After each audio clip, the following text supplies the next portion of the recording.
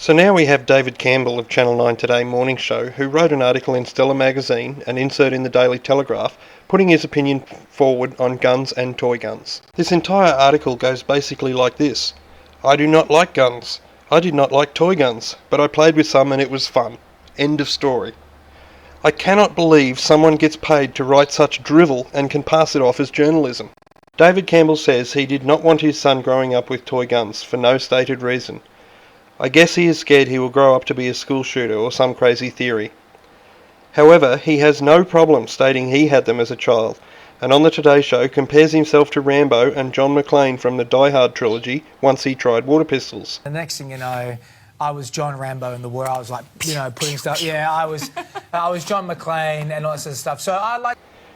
But growing up with them himself and watching violent movies obviously didn't turn David Campbell into a gun-wielding maniac. There has been no scientific evidence that children who play with toy guns leads to real-life aggression. And the same goes for movies and video games.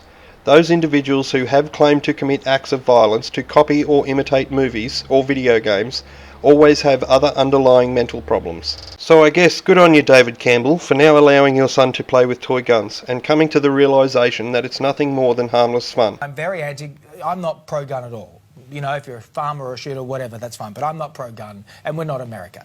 But why subject everyone who saw the Today Show and read your article to your opinion that you don't like guns? This is your opinion, nothing more. And just because you have a platform to speak to the nation doesn't give you the right to force your opinion on everybody else. Now, had you backed this opinion up with some type of evidence, I may have let it slide. But otherwise, how about just reporting the stories and keeping whatever is in your head right there? You can find links to the Today Show clip, the article in Stella magazine, and a link to WebMD article detailing how toy guns don't lead to real-life violence in the description below.